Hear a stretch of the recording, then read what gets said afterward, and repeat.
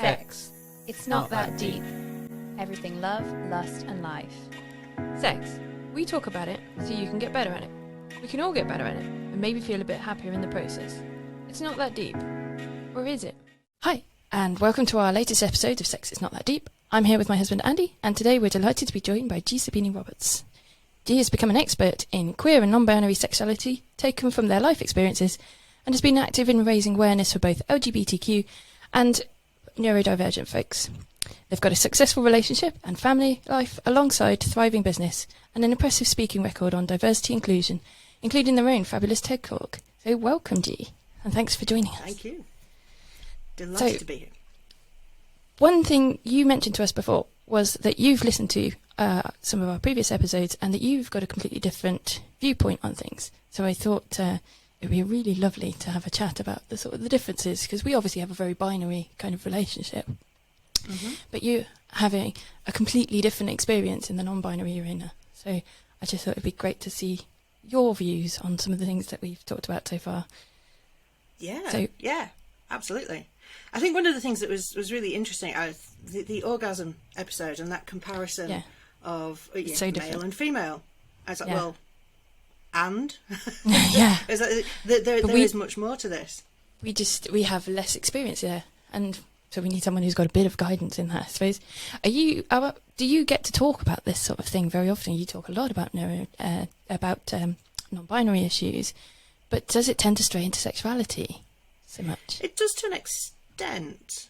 So the business side of things, when I'm delivering the diversity and inclusion work, some of the teaching that we do there is about relationship diversity. So we will talk about polyamory, we'll talk about relationship anarchy, BDSM and kink, different ways that people may have intimate relationships. In a theoretical way, we are teaching that as here are a whole load of things that can happen, and you need to understand this if you're going to be working with folk, because any given person could have any type of relationship and you don't know, and you can't exclude based on the fact that you're assuming that they will follow a particular pattern. So I do talk about it in that sense, but in terms of personal experience and in terms of more intimate experiences, no, that's not the way I end up going with it professionally at all, partly because it's not appropriate in a lot of the places. If I'm in a corporate setting, we don't want to be talking about orgasms massively. No. I mean, who knows, maybe. It'll make it more interesting, but generally those conversations happen in the pub later. But and it's nice to have those conversations to get it, to give people a more rounded view, I think. What do you think people's sort of understanding of non-binary relationships is? Do you think their understanding levels quite low in general? It depends on the community you're talking about. So we can't really talk about non-binary relationships either, because we have non-binary people, and non-binary people will have relationships with the people that they have relationships with. Those people may be cis, trans, non-binary, any gender of it. It could be anything. So it's more talking about non-binary people having relationships and trans people having relationships. Some non-binary people identify as trans, some don't. But when we're talking about the physicality of sex, we need to recognise that we've got a whole load of different body types, and quite a few body types that sit in the middle for various reasons as well, whether people have done some form of physical transitioning or whether they're simply born as an intersex person. We've got all of these atypical bodies. When you're coming from the way you've been presenting this podcast so far, from a cis heteronormative perspective, and I know neither of you are heterosexual, but it's that male and female bodies having sexual contact with each other. Actually, in my world, it's much more broad than that. I may have a partner who identifies as any gender, and they could have any body parts, and so we can't say, well, let's talk about orgasms, because actually we don't even necessarily know until we get intimate with that specific person what their anatomy is like, how they like to experience things, what they're comfortable with, if they carry trauma based on their journey, whether we need to adapt things so that they feel comfortable with that. So there's a lot more conversation and openness and exploration that goes on when you step out of that binary notion of bodies and sex. And it's really good fun. And how much of that is sort of conversation based? Because we've been talking a lot about how communication is key, and how much is that more important if you because you're discovering people who may have come with traumas and things, and is there sort of a point of where are you okay with things, sort of thing? I think that's a conversation that should happen in any intimate situation. I think so. Yeah, I do, yeah. And yes, let's accept that there are going to be times in life where spontaneity is key and you just crack the fuck on. But for the most part, yeah, it doesn't matter who the people are and whether they're cis, trans, anything else. Consent is really important, and establishing boundaries is important. So if you're in a position where you can have those conversations, you absolutely want to be having those conversations at a time that is right for that particular encounter or relationship. And this is something I think that in the worlds that you and I, all of us, do inhabit, where we don't have a typical monogamous setup. We are engaging in other contact with other people. Those negotiation skills and those conversation skills, those communication skills are so important in making sure that that interaction works for the people in it and also the people around those people. And that kind of becomes commonplace. It's normal. Once you've been in the community for a while, you really develop those skills quick, because if you don't, things go south. So I think this is where, I was saying about having grown up in Torture Garden, where consent is key. If you go and do anything there and you're doing it with someone who's not consenting, then you get thrown out. And I think it's sort of become normal in my life as a result of that. Yeah. And I don't really... that therefore means that it not being normal for other people is sort of alien to me, I suppose. It made me realise that we're not completely in the vast spectrum of people, that we're not completely in the normative cisgender kind of relationship people. Also, we did an episode about open relationships recently, and we didn't think we were in an open relationship until we were given a definition, and then we were thinking, oh, actually, turns out we're a lot more open than we thought we were. Because we come at it from, me and Andy, from a very sort of cisgendered view, and so that's the sort of box you start out in. And it's... Yeah. The box never existed, did it? We just put ourselves in it. It didn't. You put yourselves in it, society put you in it, and it exists. And I think this is where relationships can get challenging, because until you have been around people, around community, where the freedom to do things in a different way, whatever different way that may be, is on the table, there is an assumption that it's going to be a certain way. But what I find interesting in the people around me who are very cis, heteronormative, following the classic monogamy model of relationships, is often they'll embark on a relationship with somebody, and they both walk into that relationship with a set of assumptions, and those assumptions aren't always the same as each other's. Yeah. And those conversations don't automatically happen because there is an assumption that we are normal people and this is what normal relationships are like, and that's what we're embarking on.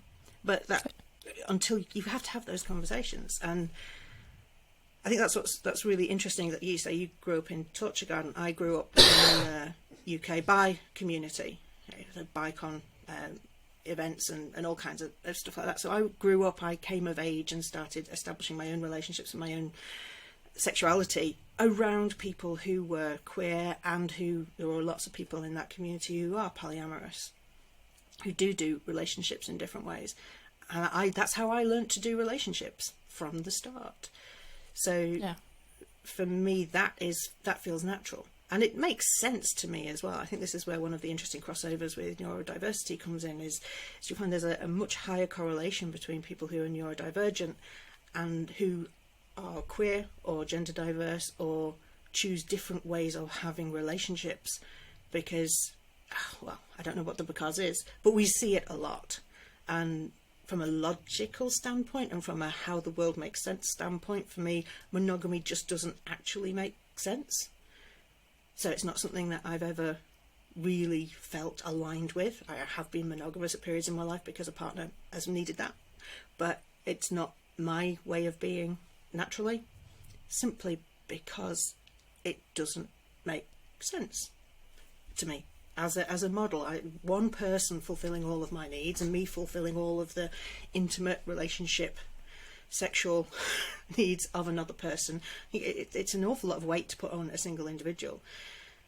And also, if I love somebody, I want them to have all of the experiences that life can possibly offer them, and I'm not egotistical enough to assume that all of those experiences are going to happen with me. So we came to it, isn't it? Yeah, I think that's a really good point. It really is. You said a little while back, G, that you it's normal now to talk openly about sexuality and everything. Has that always been the case, or is that something you kind of had to grow as you grew older? It always has been for me, because I've been in those communities. So some of my earliest relationships in my teens were open relationships, non-monogamous relationships. I was going out with somebody and then their husband was dropping me off at the train station afterwards. You know, this was actually normal for me as I was learning how to have relationships with people. So I think in that way, I mean, that's a very privileged way of coming at it, really, because I haven't had to battle with all of these preconceived ideas of what relationships should be. I suppose it's been a challenge sometimes the other way, because I'll find myself falling for somebody who hasn't had those experiences and then suddenly finds my way of doing things potentially quite challenging and different, and then we have a different set of issues to find a way through, which we do or we don't. I thought that was really interesting when you were saying about that you come at it with one set of ideas and we come at it with a different set, and of course everyone on the street, you just assume that everyone has the same little box of ideas of where they're coming from, and you never really think that actually everyone is coming at it from a completely unique viewpoint, and that you have to be open to that to be able to understand people in general. And I think that's a massive point for relationships in general, that I think we just assume that the other person thinks like we do, and they don't, and they never do. It's more obvious here, but it's not different. It's just another it's all a spectrum. It's not like it's not like it's different people. It's just that we are all on a spectrum, and that it's just we think that cis relationships are exactly the same, and they're not at all. But people assume that, and then that's where all the problems lie, I think, is that people just assume things about each other and about other people's sexuality, and you can't create a box for someone. And I think we automatically do. You made a good point here about communication, that in a cis relationship you will probably not have the same level of communication, because there is that assumption, there is that structure that's sort of placed upon you. Whereas I suppose if you're not living that standard, as society calls it, lifestyle and experiencing different things sexually and emotionally and in relationships, I suppose that communication is more important, isn't it? And you can't not have it. No, you absolutely can't. But I do think maybe we risk here diminishing some cis people and their partnerships, because actually, we can't generalise and say, a cis male-female partnership is going to have these assumptions and things like that, because there are plenty of people in those relationships like yourself. So it's actually about recognising no matter where you. That's come what I'm saying. from. There's a spectrum. That there are people. There are people who are very good at talking like that, but there are people at the other end, and I think that because you have to be, you are generally sort of naturally towards the end of more talking, and I think it's a healthier place to be to start out in. Yeah. But that means that you, I think, can have more interesting conversations because you've started further down the line. And I think there are people who could have these conversations if they just sort of let go a bit. Yeah, that's certainly what we found since we started the podcast, is that there's a massive, really low emphasis placed on communication within, pardon me, within relationships. There is this massive lack of communication, and that's often the one thing we always end up circling back to with every conversation we have now is that communication is key, and it's just not as prioritised by a lot of people as it should be. Yeah. And maybe for them, that's what's right for them. I just know that if I'm wanting to develop a relationship with somebody, they're going to have to be somebody who can talk about this stuff. Yeah. So actually, I even struggle with saying that this is better. It's better for me. It's better for my relationship. I don't think it's necessarily but there are going to be people out around. there. Yeah, there are going to be plenty of people out there who are really quite comfortable with their assumptions and their sense of how relationships work, and they have very enjoyable, functional partnerships with the people that they're with, without any of this kind of communication. And if that's you, rock on. That's great. You know, what I like here is the conversations we get to have about, okay, so what happens when we step out of that entirely and throw all the rules out and figure out what we want to do. And so from a relationship point of view, that works brilliantly. But I think it also results in much better sex, to come back to the theme of the podcast. Yeah. You were saying, just earlier, you were saying how you like the idea that when you get someone's clothes off, you don't know what you're going to find. I like that too. We've had situations like that recently, where we started out in conversations and ended up with completely different people, firstly, and then completely different. They were then completely different when they were naked as well, which is, an exciting thing. And it's something that we're quite new to, but it is, I think, probably something you're more used to than we are. But yes, probably. I have. Yes, I do have quite a number of gender diverse people in my life in various ways. So yeah.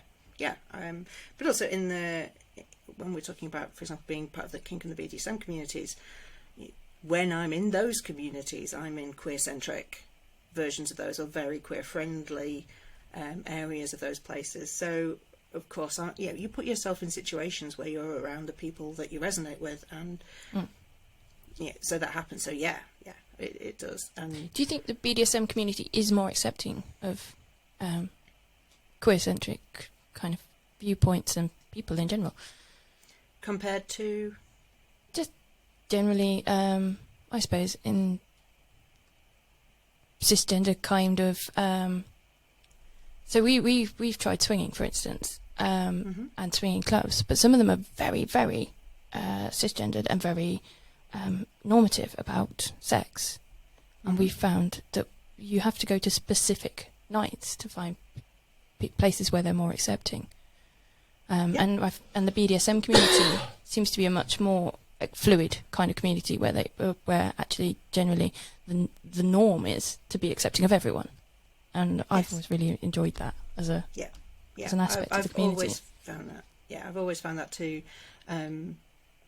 I think, I've also had a similar experience in swinging clubs, but I have only ever attended swinging events with female-identified partners, and I was assigned female at birth, so from a physiological standpoint, people will read me as female often, particularly if I've got my clothes off.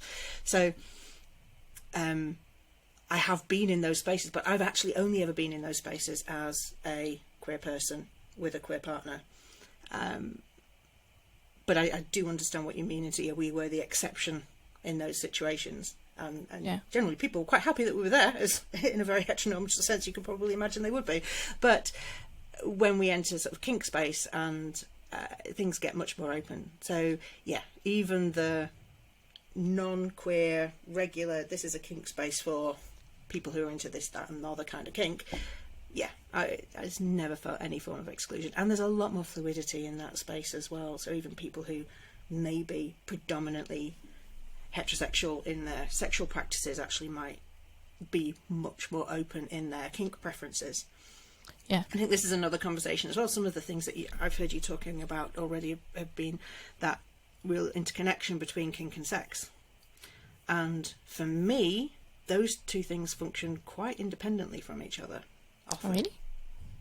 How so? Which is...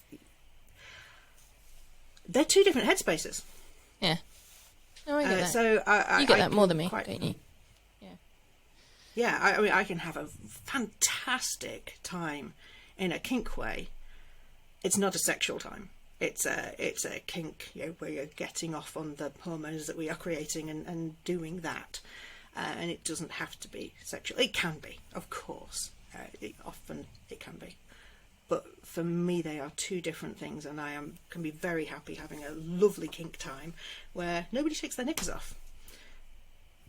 I think that's more of a you thing, isn't it? Yeah, I find that really interesting because you're brought up, aren't you? And you're almost educated that anything remotely sexual or kinky should lead to an orgasm, but that's not necessarily always the case, is it? And like you're describing there, it can be just as powerful and interesting and provocative without it having to lead to that foregone conclusion as it often is.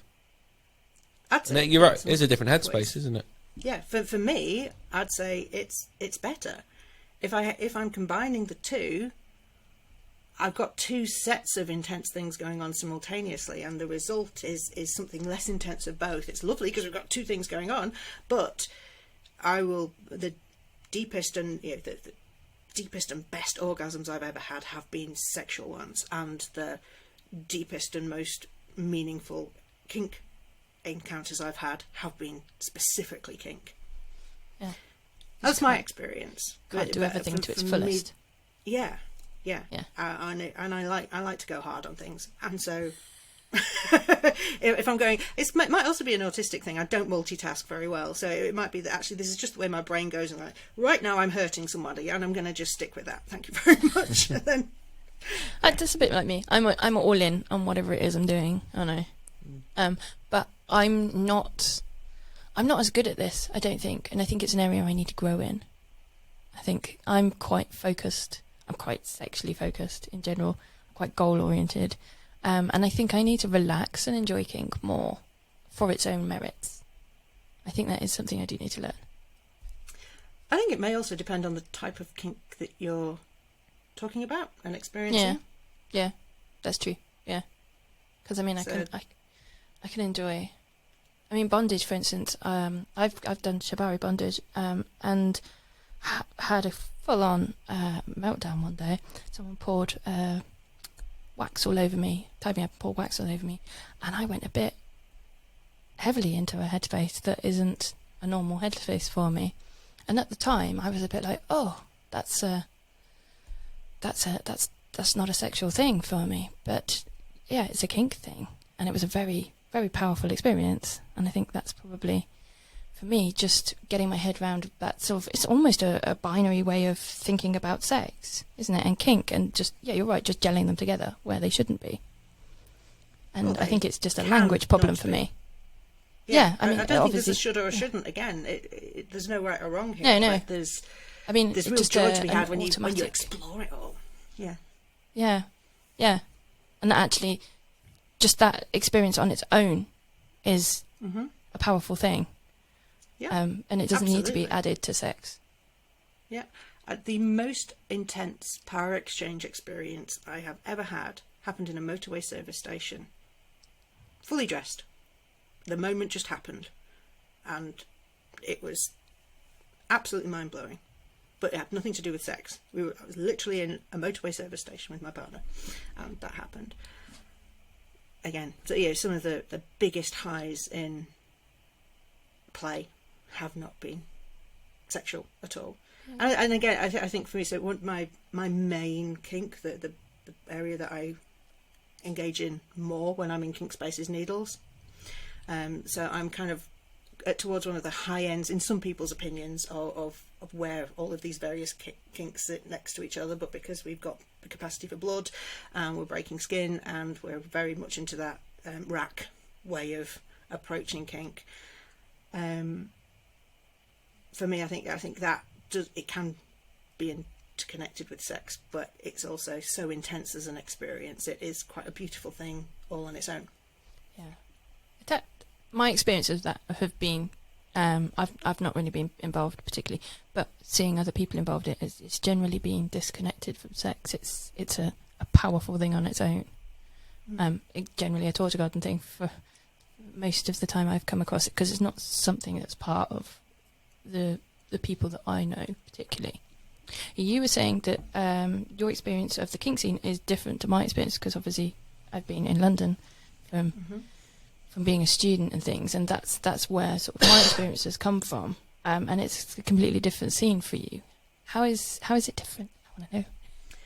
Well, I need to come into this because saying that I haven't got a massive amount of experience of London scenes at all, but certainly based on what I do know and on your stories of your experiences as well.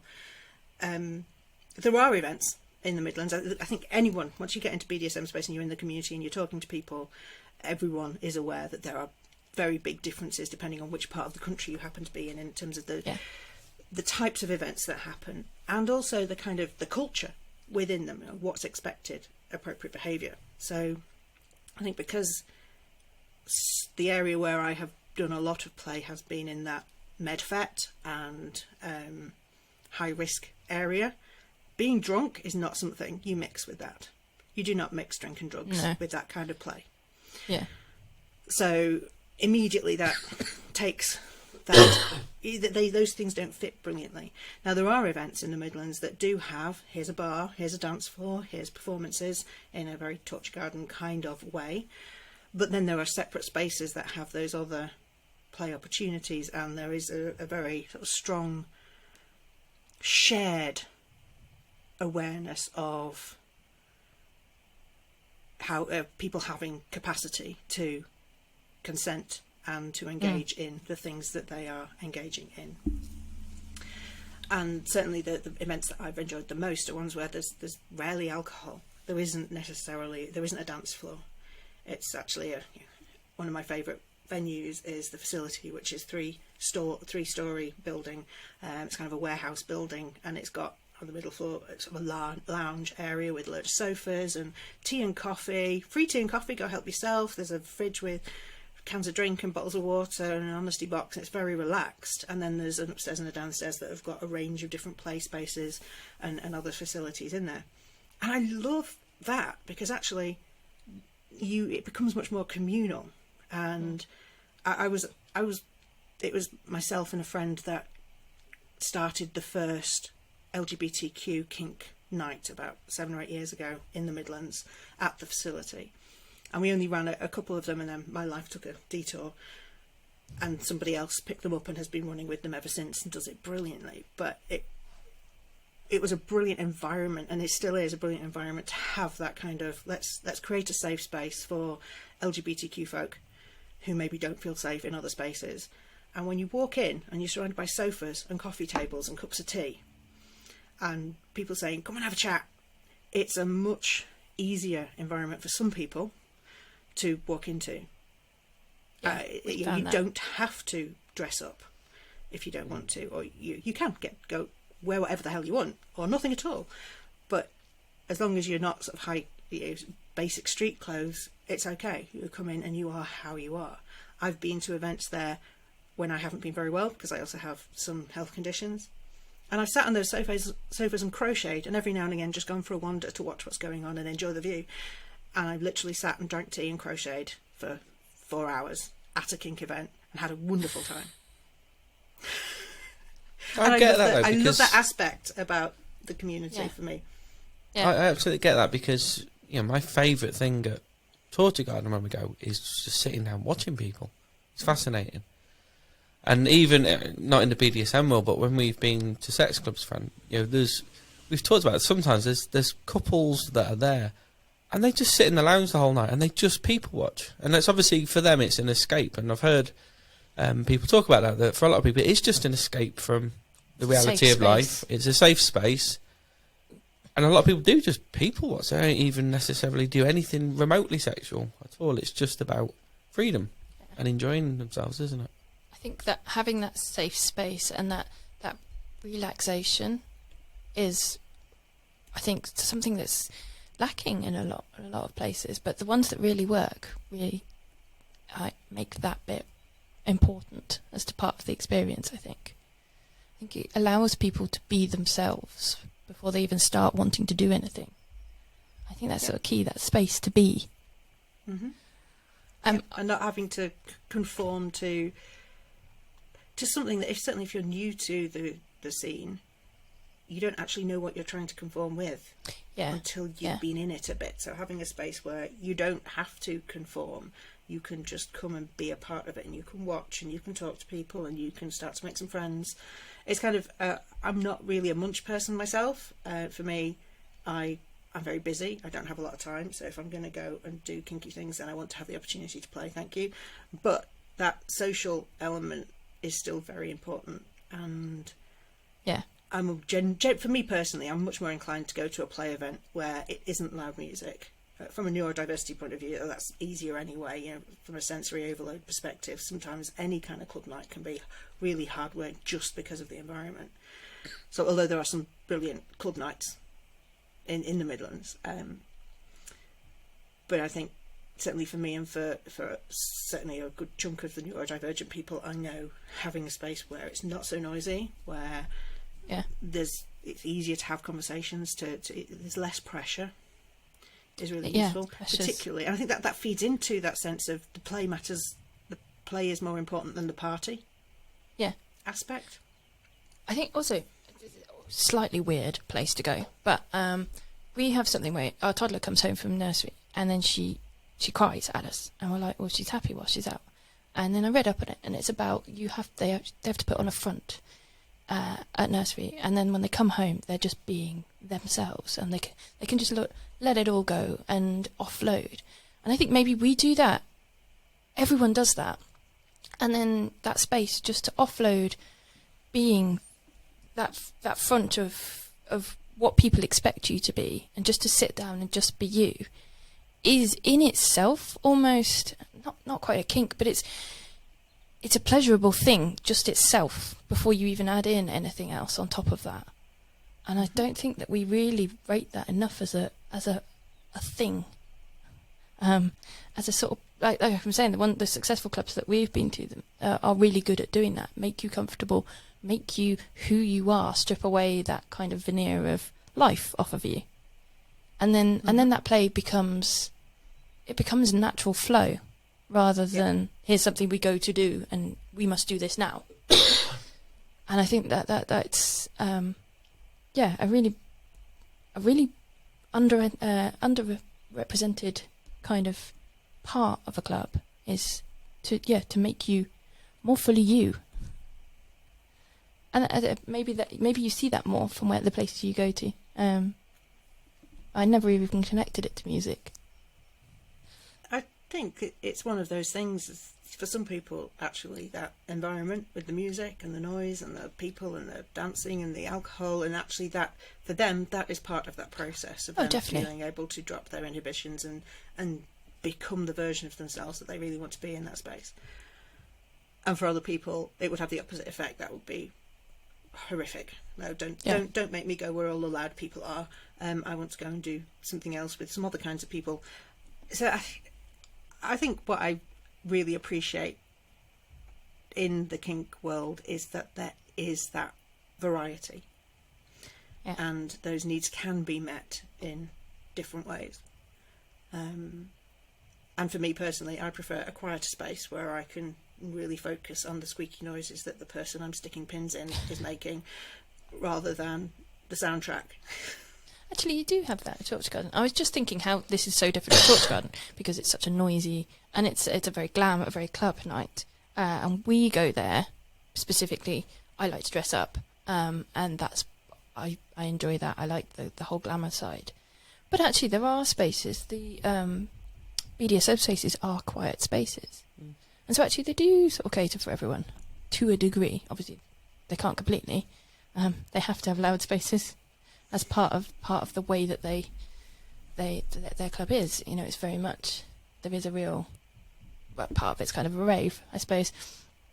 But yeah, I didn't think about them having quiet spaces for you to really. Until you just pointed out, I hadn't really thought about it, but yeah, they are quiet. And there's always a room that's separate for where there's no real music at all, and it's places for you to be together and to do whatever it is that you like to do without kind of judgment. And they have rules on those spaces just to say, you know, it's all consenting, but beyond that, you're free to be you. There isn't really any any boxes put onto it, and I do like that. Yeah, absolutely. It is, yes. And I love that there are those spaces where we've got that diversity of experience as well as the people within them. Is there anything else that you would like to add? Oh, I would love to just come back round to the one of the episodes that I listened to was the orgasm conversation. Yeah, orgasm gap. Yeah, and this notion of the male and the female experiences and how different they are, and I think this is where, for me, some of that difference was it's really blurred.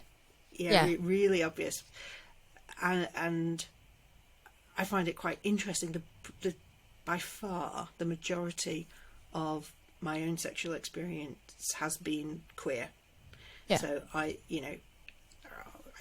do have sex with men. I do enjoy having sex with men, but as a person with a essentially female anatomy at this point in time, although I am planning on changing that, my experiences are more likely to be with a person who also has a vagina and a clit, and that kind of sexual experience has meant my evolution has been quite different. So when we're talking about sex that results in an orgasm or doesn't result in an orgasm, or if one person has more orgasms than the other, actually it doesn't measure in the same way, because it becomes much more about the individual physiological functions of that person. We have women who hardly ever orgasm, who can only orgasm once, and we have women who can orgasm 17 times straight after each other. Women who can have orgasms that last a minute or more. We have all of these kind of things that can happen in bodies. We've got all of the different types of orgasms that you can have from different, stimulating and enjoying different bits of each other. And it's less about that. My experience of orgasms is sometimes it's the goal, sometimes it's multiple versions of it are the goal, and sometimes it's something different. Yeah, and I like that about the sex that I get to have. And I think in terms of how I've evolved physiologically, being somebody that has experimented with gender, knowing that if I strap on a cock, I'm just as likely to have an orgasm as if someone goes down on me, or I am simply getting so high on the pleasure I'm giving to somebody else that I end up coming anyway with no stimulation at all. All of these things can happen. Yeah. And that's only really happened because, I've been able to have so many diverse types of experience and learn about my own body in different ways.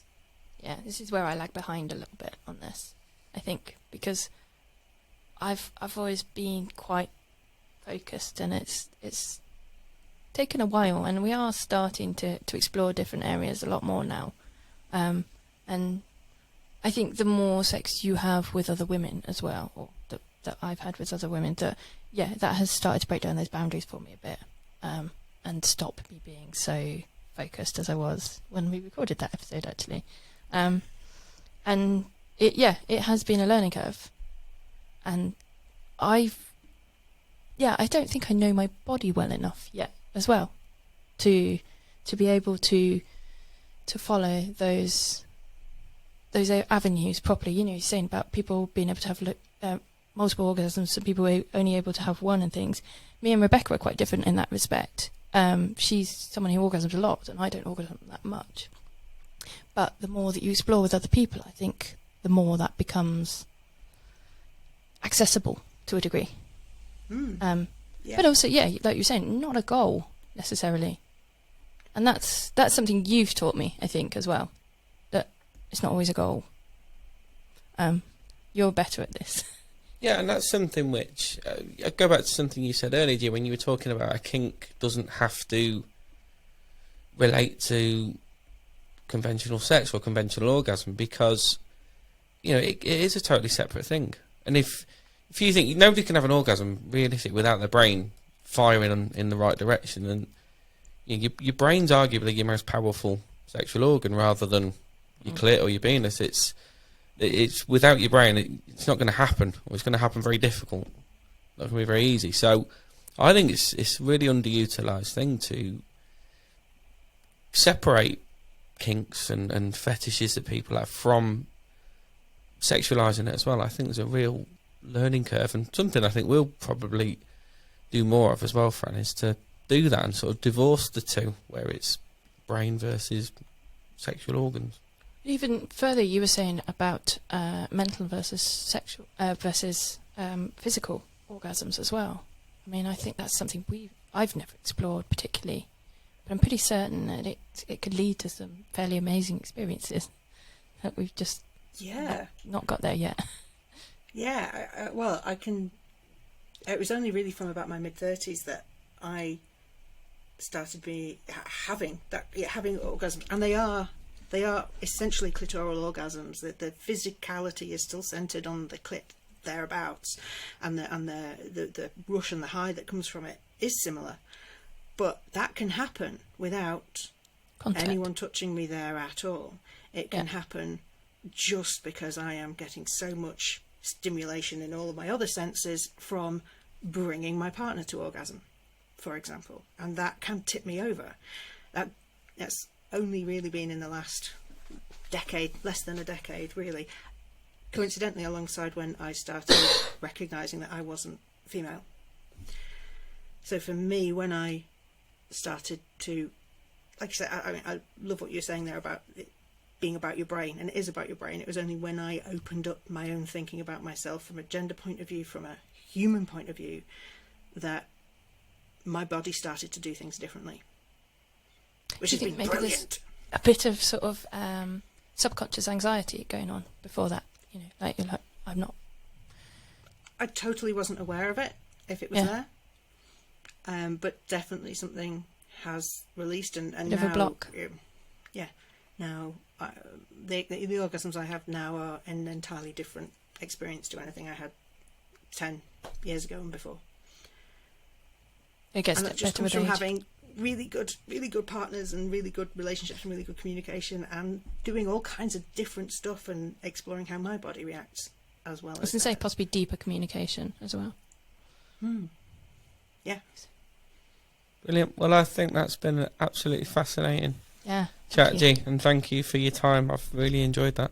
Yeah. And I'm sure we'll talk more length about this in the future on another episode. I'd love that. Brilliant, thank you. Brilliant. So if you've liked this episode, if you could subscribe or leave a review, that would be brilliant. And if not, you can contact us on couple.com, and we'd love to hear your views, if they're completely different from ours, or if they're the same. We'd love to hear what you think about this, and start some more conversations. Brilliant. Sex. It's not that deep.